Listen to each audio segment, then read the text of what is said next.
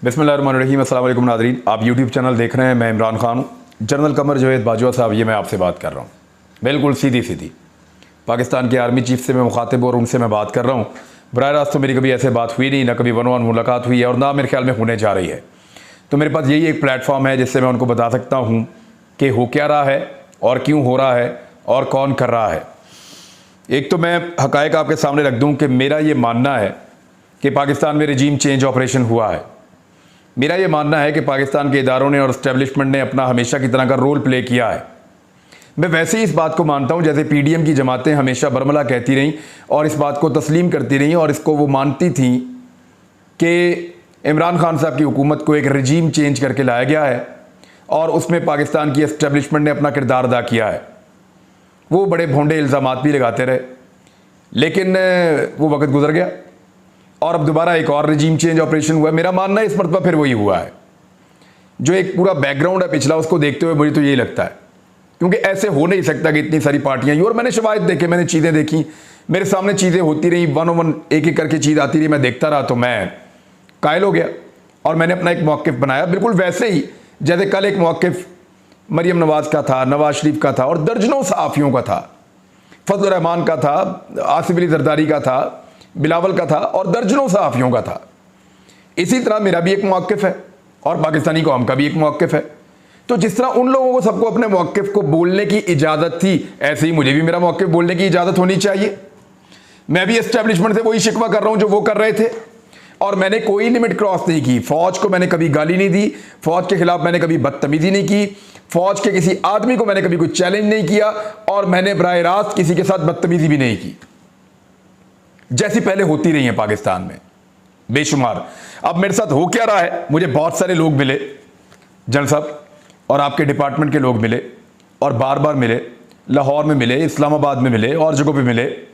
वो मिलते रहे और मेरे साथ बात करते रहे और मुझे कहते रहे कि अपना मौक़िफ़ बदल दें। लेकिन मैं जब उनके सामने सवालात रखता था तो मुझे मेरे सवालों के जवाब नहीं मिलते थे और साथ ही साथ सवालात की तादाद बढ़ती गई जैसे जैसे अवाम की हालत बद से बदतरीन होती चली गई। पाकिस्तान में महंगाई, गुर्बत, लोगों के हालात, बैड गवर्नेंस, इन सारी चीज़ों को देखते हुए और जिन लोगों को कल तक चोर और डाकू कहा जाता था और समझाया जाता था, बताया जाता था, उन सारे लोगों को इक़्तिदार में आता हुआ देखते हुए मेरे सवालात बढ़ते गए और मेरे सवालात के जवाब जनरल साहब आपके लोग नहीं दे पाए। जब मैं उनसे ये सवाल करता था वो मुझे कायल करने की कोशिश करते थे, तो मैं हमेशा उनसे यही कहता था कि मैं आप लोगों से नहीं लड़ रहा, आपको मैं कुछ नहीं कह रहा, मैं तो सिर्फ सवाल उठा रहा हूं और मेरा एक मौक़िफ़ है और वो रखना मेरी मर्जी है। क्या ये मेरा डेमोक्रेटिक राइट नहीं है कि मैं सवाल उठाऊं या इख्तिलाफ राय कर सकूं? तो मैं वही कर रहा था। लेकिन उसके बाद मेरे साथ होना क्या शुरू हुआ, मुझे धमकाया गया, मुझे थ्रेट किया गया, सख्त जुबान का इस्तेमाल किया गया, सख्त अल्फाज का चुनाव किया गया। मुझे ये तक बताया गया और बड़े सीनियर ऑफिसर की तरफ से बताया गया कि देखें वो भी तो सहाफ़ी है ना, उनको गोलियां लग गई थी, वो भी सहाफ़ी है, उसको भी गोली लगी थी, तो वो भी हम पे डल गया था। यानी मुझे बिलवास्ता तौर पे ये बताया गया कि ये तुम्हारे साथ हो सकता है। मैं बच्चा नहीं हूं, मुझे पता चलता है मुझे धमका रहे हैं। उसके बावजूद मैंने अपना मौक़िफ़ जो है उसके ऊपर मैं डटा रहा। मैंने कहा जी मुझे ये ठीक लगता है, मैं इसको कर रहा हूं, मुझे आप कायल कर लें तो मैं आपकी बात मान लूंगा। मैंने कभी मुज़ाकरात से इनकार नहीं किया। मुझे जिसने बुलाया मैं गया, चाहे लाहौर में बुलाया हो, चाहे इस्लामाबाद में बुलाया हो, चाहे बार बार बुलाया हो, मैं हमेशा गया और मैंने जाके मुलाकात की। मेरे इदारे हैं, मैं क्यों भागूं? मैं तो सिर्फ सवाल पूछता था कि जनाब इसका जवाब है। जब जवाब नहीं है तो फिर मैं क्या करूं? अब मैं जवाब तो बना के ला नहीं सकता। फिर कौम की हालत आप देखें क्या होगी। पाकिस्तान में लोगों का बेड़ा गर्क हो गया। अब इन सारी चीजों को देखते हुए मुझे दुख होता है और मैं आवाज उठाता हूं। ये मेरा हक है, बिल्कुल वैसे ही जैसे पहले भी सहाफ़ी उठाते रहे पाकिस्तान में। 6 जून 2022 को पहला वाकया होता है मेरे साथ। उससे पहले हमारे खिलाफ कार्रवाइयां की गई, मुकदमे भी दर्ज किए गए, लेकिन नॉर्मल चीज़ है। 6 जून 2022 को एक ऐसा वाकया होता है जो मुझे बहुत तल्ख कर देता है और बड़ी तकलीफ देता है। मैं रात गए अपने घर में बैठ के पढ़ रहा था और गोलियां चलने की आवाज़ आती है। एक गोली चलती है और फिर एक आदमी चीखता है, फिर गोली चलती है, फिर आदमी चीखता है। पुलिस वाले एक आदमी को उठाकर लाए और उसको लाकर मेरे घर की दीवार की बैक साइड पे उन्होंने फेंका और फिर उसको गोलियां मारना शुरू की एक एक करके। वो आदमी चिल्लाता रहा, उसकी चीखों की आवाज़ें मेरे घर के अंदर आती रही और वो आदमी इन्होंने मार दिया। अब कोई डकैत होगा, मुजरिम होगा, उसको उन्होंने मुकाबले में उड़ाना होगा। लेकिन मेरे घर की दीवार के पिछली वाली साइड के ऊपर लाकर खेत में इन्होंने, वहां एक प्लॉट सा बना हुआ, उसके अंदर लाकर इन्होंने उस बंदे को मारा और वहां पे चीखों की आवाजें आती रही। फिर 5-6 मिनट हवाई फायरिंग करते रहे। मैं फटाफट निकल के बाहर गया, देखा पुलिस की गाड़ियां। मैं पहले समझा पता नहीं किसने हमला कर दिया मेरे घर के ऊपर। वहां जाकर देखा पुलिस की गाड़ियां। जाकर जब पुलिस वालों से बात की तो उनके पास जवाब ही कोई नहीं था। उन्होंने कहा जी मोटरसाइकिल पे डाकू आए थे, फायरिंग हुई है, बंदा मर गया, हम उठा के ले गए। वो खून वहां पे बंदे का बह रहा था, गरम गरम खून उसका बह रहा था। लाश उठा के ले गए थे पहले 2 मिनटों में ही, 2-3 मिनटों में लाश उठा के ले गए थे। खून बंदे का बह रहा था और मोटरसाइकिल जो वहां खड़ी थी जिसके ऊपर मुबैना तौर पे डाकू आए थे, जब मैंने उसके साइलेंसर को हाथ लगाया तो वो यक ठंडा था। यानी एक झूठा पुलिस मुकाबला मेरे घर की बैक साइड पे इन्होंने बनाया। सिर्फ मुझे, मेरे बच्चों को, मेरे वालिदैन को, जो आखिरी कमरा मेरे वालिदैन का है या मेरे बच्चों का है, हम सबको हरासा करने के लिए यह कार्रवाई की गई लाहौर में। और उसके बाद क्या होता है, मजीद मुकदमा दर्ज होते हैं, हम अपनी जमानतें करवाते हैं, हमारे ऊपर फिर दबाव डाला जाता है। बार बार लोग मुलाकातें करते हैं, दबाव डालते हैं, लेकिन हमारे सवालों का जवाब नहीं दिया जाता। कोई हमारे सवाल का जवाब देने के लिए तैयार नहीं है। और फिर एक दिन मुझे पता चलता है कि मुझे फैंटी लगानी है कुछ लोगों ने सादा कपड़ों में, जैसे लगाई है अयाज अमीर को। इसी तरह मुझे कुछ लोग मारना चाहते हैं, मेरी गाड़ी को रोक के मुझे उतार के मुझे मारना चाहते हैं। को बाजू या टांग तोड़ देंगे या दांत तोड़ देंगे, इस तरह का उनका इरादा है। तो मैं क्योंकि अपने साथ सिक्योरिटी रखता हूं, और सिक्योरिटी इसलिए नहीं रखता कि मुझे कोई शौक है या कोई मुझे दिखावे का शौक है। मुझे आईएसआई ने, आपके ऑफिसर्स ने, वो अभी भी आपके अंडर काम करते हैं, जनरल साहब आप उनसे पूछ लें, क्या उन्होंने मुझे कई मरतबा नहीं कहा, क्या उन्होंने थ्रेट लेटर जारी नहीं किया, क्या उन्होंने बार बार नहीं कहा कि आपको सिक्योरिटी की जरूरत है, आप रास्ते बदल बदल के जाएं, क्या उन्होंने नहीं कहा कि आप अपने असला लाइसेंस लें और अपने साथ सिक्योरिटी के गार्ड्स भी आप रखें, क्या वो मुझे इसमें फैसिलिटेट नहीं करते रहे? आपके इदारों के लोगों ने मुझे बताया कि फला फला तंजीम से तुम्हें खतरा है, और वो तकरीबन 15-20 प्रोग्राम है, वो मैंने अब अदालत के लिए भी निकाल कर रखे हैं ताकि अदालत को हम बताएं कि वो किस तरह के प्रोग्राम है जो हम कर रहे थे, किन हालात में, जिनकी वजह से ये खतरात मौजूद थे। और बाकायदा एजेंसीज की रिपोर्टें थी, और उन्होंने मुझे वर्बली भी कहा था कि आप सिक्योरिटी का बंदोबस्त करें। तब मैंने ये सिक्योरिटी के लिए कुछ हथियार लिए, कुछ सिक्योरिटी गार्ड अरेंज किए। कभी जिंदगी में हमने अपने वेपन को डिस्प्ले नहीं किया खतरा होने के बावजूद। हर हथियार को हमेशा गाड़ी के अंदर छुपा कर रखते थे ताकि लोग ये ना समझे कि हम दिखावा कर रहे हैं। और इसके बावजूद मुझे पता चलता है जी कि मेरे हथियार वापस लिए जा रहे हैं। और मुझे पता कैसे चलता है, वो जो लोग जिनको ये कहा जाता है कि इसके हथियार वापस लेने और इसके खिलाफ ये कार्रवाई करनी है, वो लोग मुझे खुद राब्ता करके बताते हैं कि जनाब हम आपके साथ ये करने वाले हैं। तो जनरल साहब जब मैं उन्हें पूछता हूं कि जनाब मेरे साथ ये क्यों करने वाले हैं, तो कहते हैं जी हमें बहुत दबाव है। और दबाव है कहां से? सेक्टर कमांडर लाहौर जो हमारे ब्रिगेडियर राशिद साहब है, मैं उनसे मिला हूं, बड़े अच्छे तरीके से मिले थे मुझे वो। लेकिन मुझे पता चल जाता है कि दबाव कहां से आ रहा है। लाहौर के ऑफिस से दबाव आ रहा है आईएसआई के, और कहा जा रहा है कि जनाब इसके हथियार वापस ले लो। और उसके बाद बगैर किसी जवाब के, बगैर किसी लीगल जस्टिफिकेशन के मेरे सारे हथियार वापस ले लिए जाते हैं। मुझे निहत्था कर दिया जाता है ताकि इसको फैंटी लगाई जा सके। पुलिस आती है, मुझे लेटर दिखाती है, मेरे हथियार देती है, चली जाती है। अब मेरे सिक्योरिटी वालों के पास हथियार मौजूद नहीं है। मेरे पास एक गाड़ी है जो मैंने तकरीबन 6 महीने की इंक्वायरी भुगतने के बाद वो लाइसेंस लिया था, और मेरे पास नहीं है जनरल साहब, बहुत सारे लोगों के पास है। आपके बेशुमार ऑफिसर्स के पास भी है बुलेट प्रूफ गाड़ियां, बहुत सारे सहाफियों के पास भी है बुलेट प्रूफ गाड़ियां, और बहुत सारे बेशुमार पॉलिटिशियंस के पास भी है बुलेट प्रूफ गाड़ियां। और इवन आपने बहुत सारे ऐसे लोगों को भी दी हुई है जिनको गैर जरूरी है। तो मुझे बाकायदा कहा गया था कि आपकी सिक्योरिटी, आपकी जान को खतरा है। तो हमने एक कुछ सस्ती गाड़ी ढूंढी हुई थी, मैंने अप्लाई कर दिया उसके लिए, परमिट के लिए, लाइसेंस के लिए, कि मुझे लाइसेंस मिलेगा तो फिर मैं गाड़ी ले लूंगा। और तकरीबन 5-6 महीने हर तरह की एजेंसी की इंक्वायरियां भुगतने के बाद बिलाखिर मुझे ये लाइसेंस मिल गया, क्योंकि बहुत सारे और साथियों को भी मिला हुआ था। वो लाइसेंस भी मेरा अचानक मुझे लेटर आता कि वो भी कैंसिल हो गया, अब आप ये गाड़ी भी नहीं चला सकते।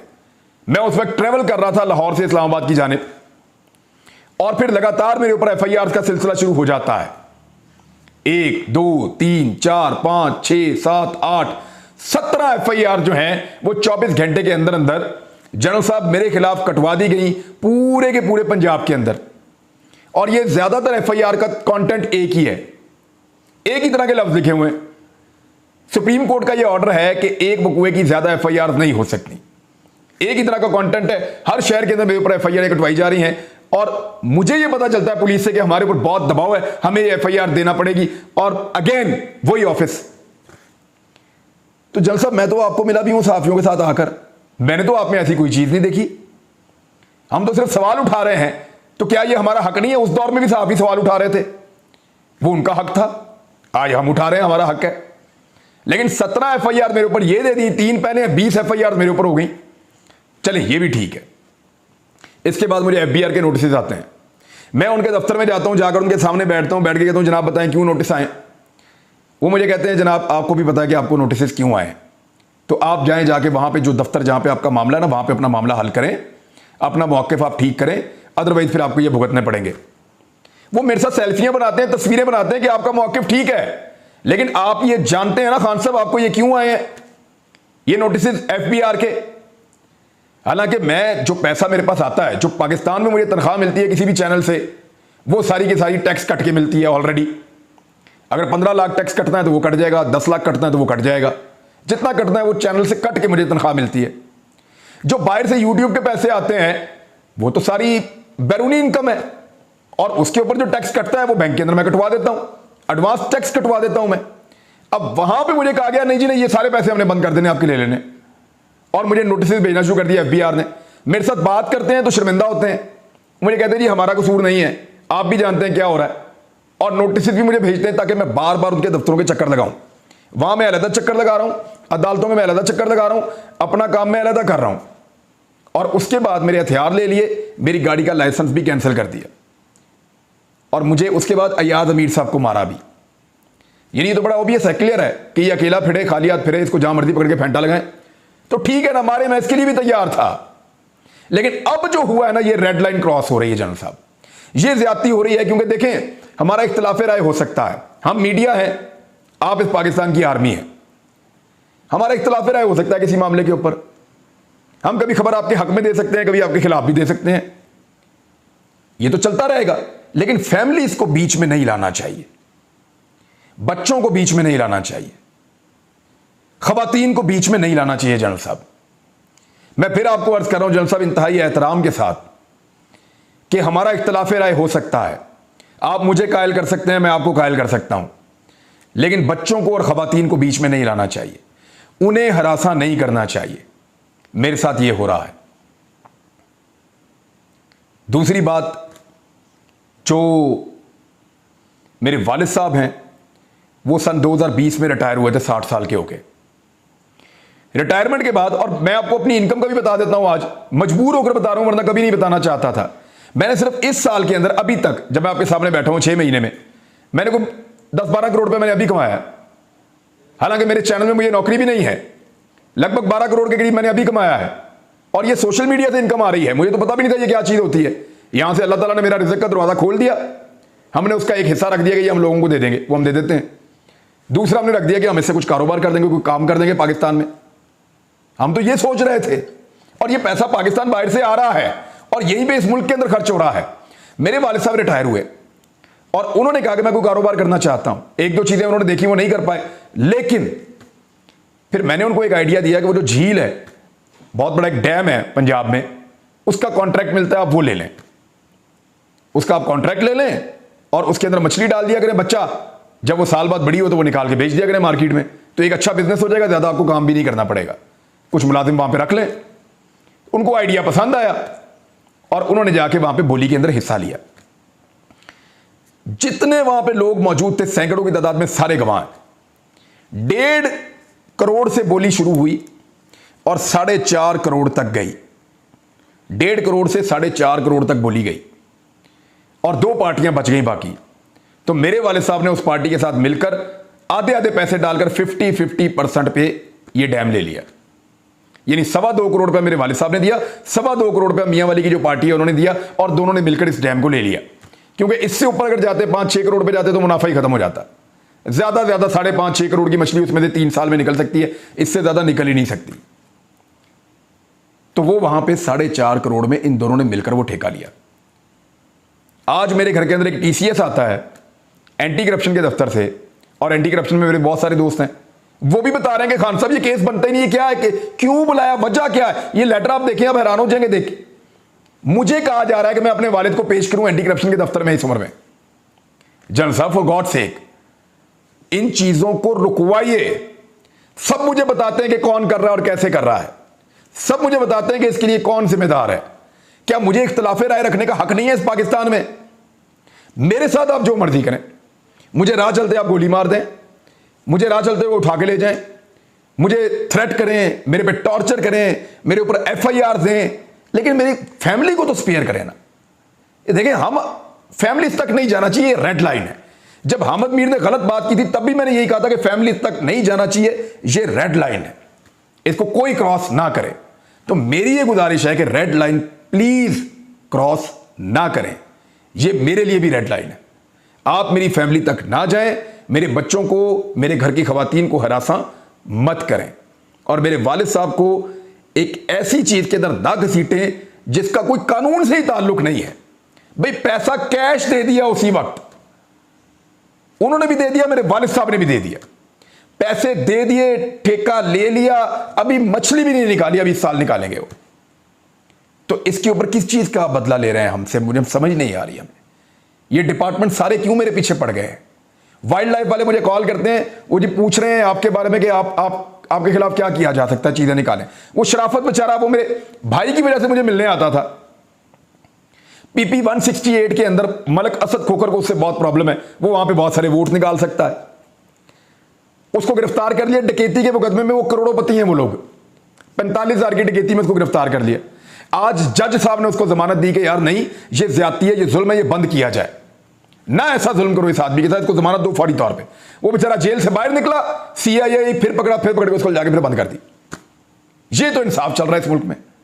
यानी क्या करेंगे आप जुबान बंद करने के लिए? मैं फिर सारा कुछ बंद करके चुप करके बैठ जाऊं? सहाफत भी है, वो किसी से आप करवा लें अपनी मर्जी की। इख्तिलाफ राय को बर्दाश्त कीजिए, इख्तिलाफ राय को बर्दाश्त कीजिए। मेरे सवालों का जवाब है तो किसी को भेजिए, वो मुझे मेरे सवालों का जवाब दे के मुझे कायल कर ले, अदरवाइज सवाल तो मैं उठाता रहूंगा। और जनरल साहब इससे फर्क नहीं पड़ेगा, ये जितना कुछ भी मेरे खिलाफ किया जा रहा है, जो लोग भी कर रहे हैं, मुझे बिल्कुल उम्मीद नहीं है कि आप इन लोगों को स्पेयर करेंगे। मुझे पता है कि आप मना करेंगे, मुझे पता है कि आपको इनको कहना चाहिए कि यार ये ज्यादती मत करो, फैमिली तक ना जाओ और ये झूठे मुकदमे मत कराओ। लेकिन फिर भी अगर ये करेंगे तो मैं तो चुप नहीं करूंगा, मैं अपनी बात करता रहूंगा, क्योंकि मुझे आप लोगों ने कायल किया था कि ये सारे बेईमान हैं, चोर हैं, डाकू हैं। मैं इनको मुल्क पे मुसल्लत नहीं होने दूंगा। अब तक के लिए इतना ही, अपना ख्याल रखिएगा। अल्लाह हाफ़िज़।